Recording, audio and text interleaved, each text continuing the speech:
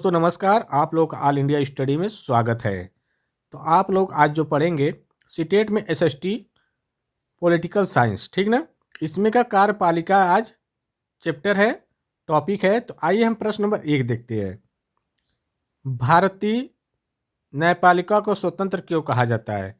देखिए, भारतीय न्यायपालिका को स्वतंत्र जो कहने का मतलब ये हुआ कि वह जो कोई भी निर्णय लेती है वह सरकार या विधायिका या कार्यपालिका जो भी निर्णय लेती है वो स्वतंत्र होती है, ठीक ना। किसी के दबाव में नहीं आती है, सरकार के दबाव में वह एकदम नहीं आती है, ठीक ना। तो इसलिए इसका जो सही जवाब क्या हो जाएगा, ऑप्शन नंबर सी हो जाएगा, ठीक ना। क्योंकि यह कार्यपालिका वह विधायिका से स्वतंत्र कार्य करती है, ठीक ना। अगला देखेंगे प्रश्न नंबर 2। संविधान की व्याख्या करने का अंतिम अधिकार किसे प्राप्त है? तो देखिए, जो संविधान की व्याख्या जो करता है उसको अंतिम अधिकार जो प्राप्त है वह सुप्रीम कोर्ट को है, ठीक ना। इसका सही जवाब हो जाएगा सुप्रीम कोर्ट, ठीक ना। कानून संसद बनाती है, ठीक ना, लेकिन संविधान की अंतिम व्याख्या करने का प्रमुख रूप से जो अधिकार है वह सुप्रीम कोर्ट को है, ठीक ना। कानून तो संसद ही बनाती है, ठीक ना, ये ध्यान रहे। अब प्रश्न नंबर 3 देखेंगे।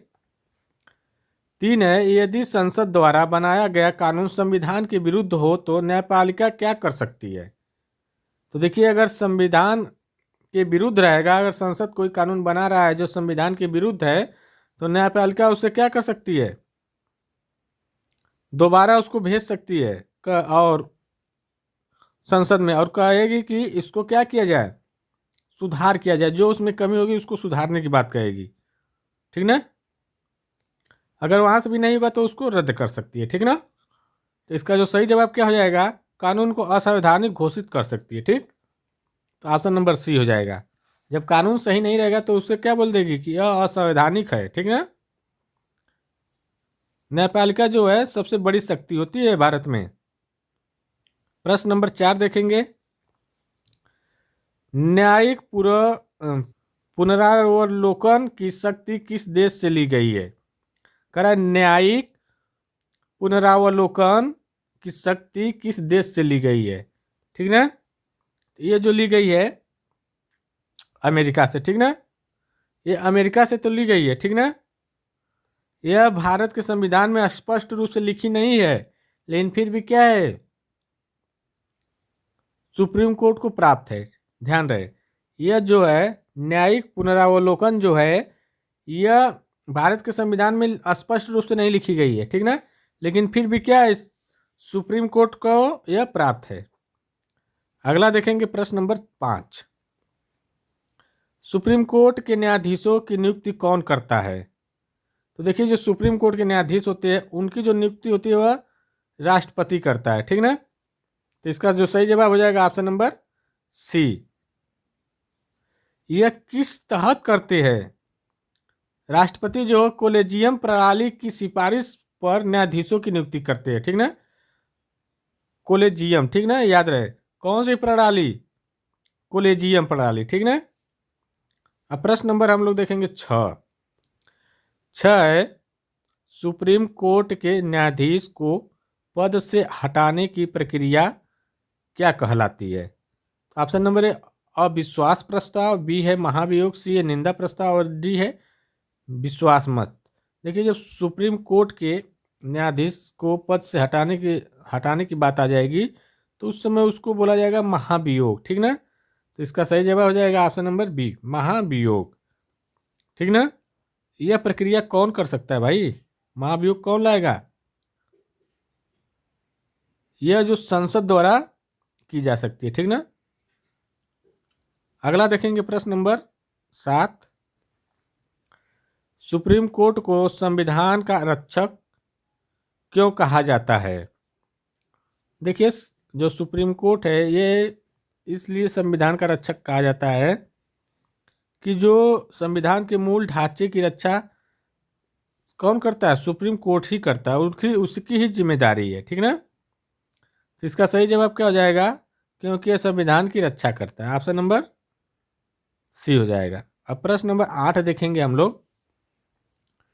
मूल अधिकारों के संरक्षण के लिए सुप्रीम कोर्ट कौन से लेख के अंतर्गत रिट जारी करता है? तो देखिए, ये जो जारी करता है अनुच्छेद 32 के तहत, ठीक ना। अनुच्छेद 32 को क्या बोला जाता है? संविधान की आत्मा बोला जाता है, ठीक ना।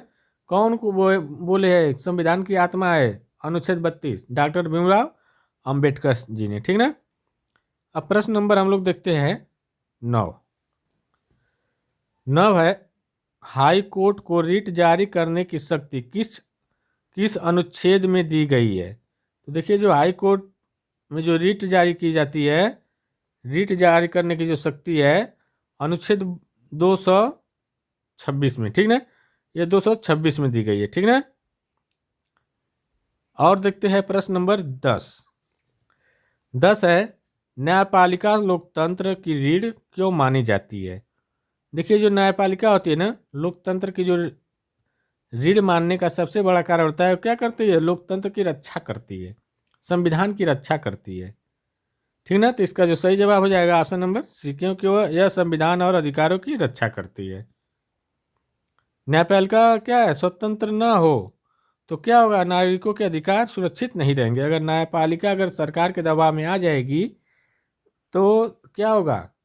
जो यहाँ के लोग हैं, नागरिक है, वह स्वतंत्र या सुरक्षित नहीं रहेंगे, ठीक ना। प्रश्न नंबर 11, सुप्रीम कोर्ट में न्यायाधीशों की अधिकतम संख्या कितनी हो सकती है? देखिए, जो सुप्रीम कोर्ट में न्यायाधीश की अधिकतम जो संख्या होती है वो 33 हो सकती है, ठीक ना। तो इसका सही जवाब हो जाएगा 33। सुप्रीम कोर्ट में एक मुख्य न्यायाधीश होता है और 32 जो होते हैं अन्य न्यायाधीश होते हैं, ठीक ना। एक चीफ ऑफ जस्टिस होता है और 32 है अन्य न्यायाधीश होते हैं। अब प्रश्न नंबर 12 देखेंगे, सुप्रीम कोर्ट में न्यायाधीश की न्यूनतम आयु कितनी है? तो देखिए, जो सुप्रीम कोर्ट में है न्यायाधीश कम से कम 35 वर्ष का होना चाहिए, ठीक ना। तो इसका सही जवाब है ऑप्शन नंबर ए, 35 वर्ष। और उसका कार्यकाल कितना होता है? 65 वर्ष का, ठीक ना। सुप्रीम कोर्ट में 65 वर्ष, ठीक ना, और हाई कोर्ट में 60 वर्ष। प्रश्न नंबर 13 है, न्यायपालिका को संविधान में स्वतंत्रता देने का उद्देश्य क्या है? तो देखिए, न्यायपालिका को जो संविधान में स्वतंत्रता अगर न दिया जाए, ठीक ना, तो क्या हो जाएगा? नागरिक सुरक्षित नहीं रहेंगे, नहीं रह सकते, ठीक ना। इसी के कारण क्या होता है? कानून और संविधान के उल्लंघन की रोकथाम होती है, ठीक ना। तो इसका जो सही जवाब क्या हो जाएगा? ऑप्शन नंबर सी हो जाएगा। अब प्रश्न नंबर हम 14 देखेंगे, मूल अधिकारों की रक्षा के लिए संविधान में किस अनुच्छेद को विशेष महत्व दिया गया है? तो देखिए, जो विशेष महत्व दिया गया है संविधान की आत्मा, अभी हम बताए संविधान की आत्मा किसे कहते हैं? अनुच्छेद 32 को। और कौन बोले है इसको? डॉक्टर भीमराव अंबेडकर जी ने, ठीक ना। इसका सही जवाब अनुच्छेद 32। अब प्रश्न नंबर 15 देखेंगे, हाई कोर्ट को रिट जारी करने का अधिकार किसके लिए है? तो देखिए, जो हाई कोर्ट का रिट जारी करने का अधिकार किससे लिया गया है, ठीक ना। ये किसके लिए नहीं, किससे लिया गया है? तो ये जो लिया गया है अनुच्छेद 232 के तहत लिया गया है, ठीक ना, मूल अधिकार और अन्य अधिकारों से, ठीक ना। इसका जो सही जवाब क्या हो जाएगा? ऑप्शन नंबर सी हो जाएगा। अब प्रश्न नंबर 16 देखेंगे, सुप्रीम कोर्ट में न्यायाधीशों की नियुक्ति किस प्रणाली के माध्यम से होती है? तो देखिए, अभी हम बताए सुप्रीम कोर्ट में जो न्यायाधीश की नियुक्ति करता है, कौन करता है? राष्ट्रपति करता है। किसके प्रणाली के माध्यम से? कोलेजियम प्रणाली के माध्यम से, ठीक ना। तो इसमें कोलेजियम प्रणाली है, हाँ, ऑप्शन नंबर बी, कोलेजियम प्रणाली, ठीक ना। अगला देखेंगे प्रश्न नंबर 17 देखेंगे। प्रश्न नंबर 17, न्यायपालिका लोकतंत्र की रीढ़ क्यों मानी जाती है? फिर वही क्वेश्चन। देखिए, लोकतंत्र की रीढ़ मानने का सबसे बड़ा कारण है संविधान और नागरिकों की रक्षा करना होता है, ठीक ना। तो ऑप्शन नंबर सी करेक्ट हो जाएगा। अगला देखते हैं प्रश्न नंबर 18। संविधान के किस अनुच्छेद के तहत सुप्रीम कोर्ट संविधान और कानून के उल्लंघन को रोकता है? तो अभी बताया है किसके अनुच्छेद के तहत? अनुच्छेद 32 के तहत, ठीक ना। संविधान की आत्मा कहा जाता है और इसी के तहत क्या होती है, रीट भी डाली जाती है, ठीक ना। अनुच्छेद 32 के तहत रीट भी डाली जाती है। अगला देखेंगे प्रश्न नंबर 19। न्यायपालिका में न्यायिक पुनरावलोकन किसके अंतर्गत होता है या अंतर्गत आता है, ठीक ना। तो ये जो आता है सुप्रीम कोर्ट और हाई कोर्ट के अंतर्गत, ठीक ना। तो इसका सही जवाब हो जाएगा ऑप्शन नंबर सी। अब अगर सी ज़्यादा है तो उससे घबराइएगा मत, क्योंकि क्वेश्चन बनाते वक्त एक ही ऑप्शन ज़्यादा डाल दिया है ऐसा, तो उससे कोई दिक्कत नहीं है। बी भी है, ए भी है, सब भी है। थोड़ा सा सी की मात्रा ज़्यादा कर दी है, पता नहीं क्यों। अगले बार से ऐसे नहीं करेंगे, सही कर देंगे, ठीक ना। प्रश्न नंबर, लेकिन आप लोग पढ़ के देखिएगा, कोई जरूरी नहीं कि सी हर में है। सी हो जाएगा, बी हो जाएगा, ए भी हो जाएगा, है। वो आप लोगों को थोड़ा सा विचलित करने के लिए बोला हूँ, थोड़ा ध्यान से देखिएगा। प्रश्न नंबर 20 है, न्यायपालिका स्वतंत्र क्यों होनी चाहिए? देखिए, अगर न्यायपालिका स्वतंत्र रहेगी, ठीक ना, तभी वह नागरिकों की रक्षा कर पाएगी, ठीक ना। नहीं तो नहीं कर पाएगी। सरकार के अधीन हो गई या संविधान के अधीन हो गई, संविधान का संसद के अधीन, तो वह जो सत्ता में सरकार रहेगी वही जो कहेगी वही होगा, ठीक ना। तो इसलिए स्वतंत्र होगी तभी वह निष्पक्ष जांच कर सकती है और न्याय करा सकती है। तो इसका जो सही जवाब हो जाएगा, ताकि सरकार के दबाव में न आए और संविधान की रक्षा कर सके, ठीक ना। प्रश्न नंबर 21 देखेंगे।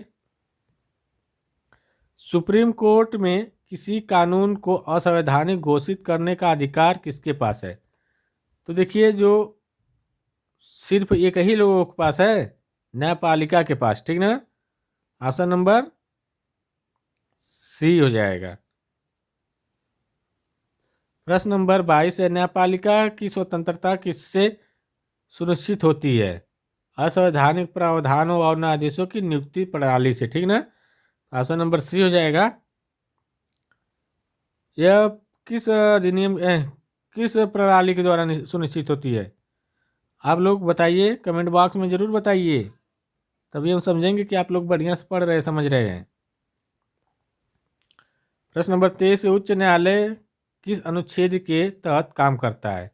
तो देखिए, उच्च न्यायालय जो है ज़्यादा से ज़्यादा कार्य अनुच्छेद 226 के अंतर्गत करता है, ठीक ना, जिसमें रिट जारी करने का अधिकार होता है, अनुच्छेद 226 में भी। प्रश्न नंबर 24 है, न्यायपालिका का संतुलन का अंग क्या है? तो देखिए, न्यायपालिका में संतुलन का जो अंग है वह संविधान और कानून की रक्षा करना। ऑप्शन नंबर बी, ठीक ना। अब प्रश्न नंबर 25 देखेंगे। सुप्रीम कोर्ट में न्यायाधीश की कार्यकाल कितना होता है? अभी हम बताए हैं कितना होता है, 65 वर्ष, अधिकतम 65 वर्ष। प्रश्न नंबर अब 26 देखेंगे। वीडियो अच्छी लगे चैनल को लाइक शेयर सब्सक्राइब कर दीजिए प्लीज़ आप लोग। संविधान में न्यायपालिका की स्वतंत्रता की रक्षा के लिए कौन सा प्रावधान है? तो कौन सा है? अनुच्छेद 50। देखिए, अनुच्छेद 50 क्या कहता है, हम बता देते हैं आपको। अनुच्छेद 50 जो है राज्य को निर्देश देता है कि न्यायपालिका को स्वतंत्र बनाए रखा जाए, ठीक ना, और कार्यपालिका से पृथक रखा जाए, ठीक ना। राज्य को अनुच्छेद 50 जो कहता है कि राज्य को अनुच्छेद 50 जो कहता है यह कि न्यायपालिका को स्वतंत्र बनाए रखा जाए और कार्यपालिका को पृथक रखा जाए, न्यायपालिका और कार्यपालिका को अलग अलग रखा जाए, ठीक ना। प्रश्न नंबर 27, सुप्रीम कोर्ट किस मामले में अंतिम निर्णय देता है? तो देखिए, किसी भी कानून मामले में, ठीक ना, किसी भी कानून मामले में क्या कहता है सुप्रीम कोर्ट? अंतिम निर्णय देता है। तो ऑप्शन नंबर डी करेक्ट हो जाएगा। जैसे सुप्रीम कोर्ट संवैधानिक मान्य सामान्य और आपातकालीन मामलों में अंतिम अपीलीय न्याय को प्रदान करता है, ठीक ना। अब प्रश्न नंबर 38 देखेंगे 28 देखेंगे।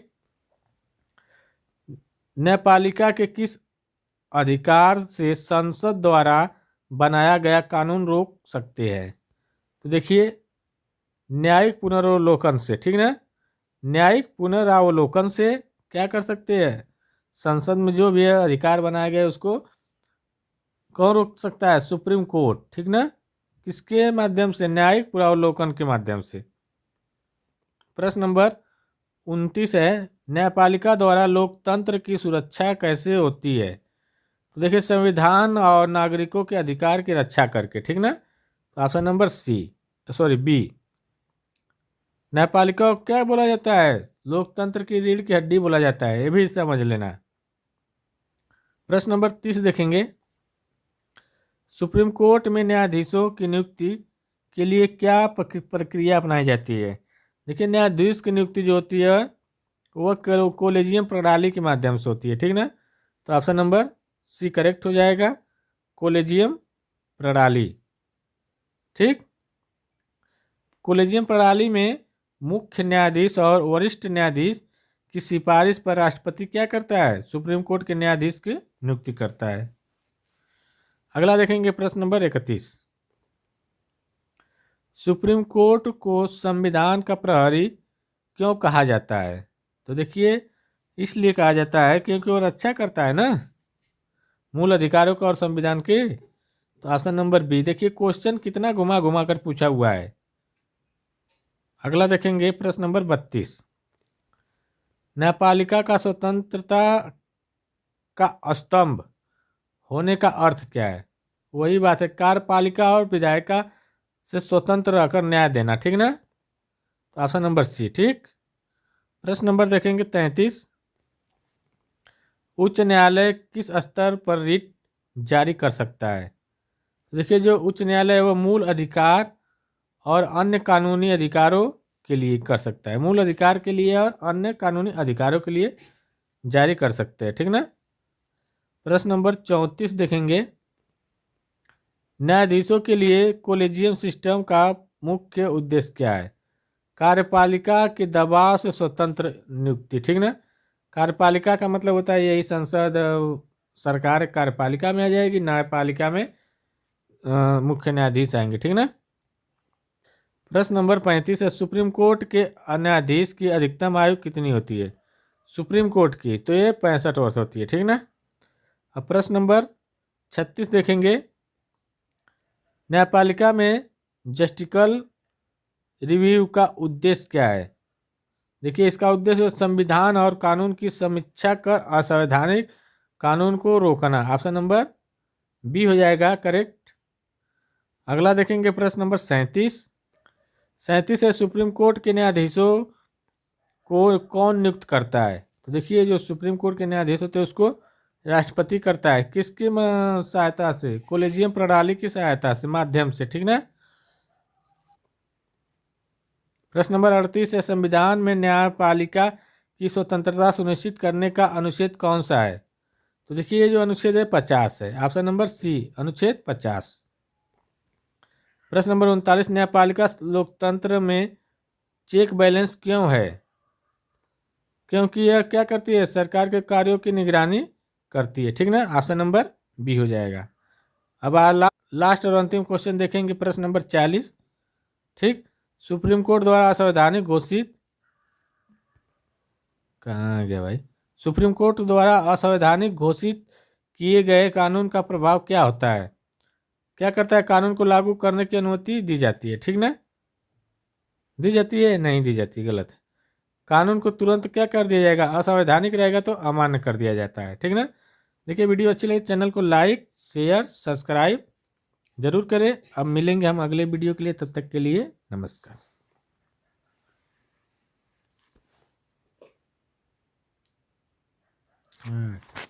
ले ले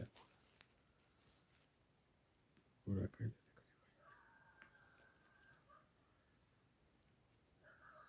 जब फुल चार्ज हो जाती तो ये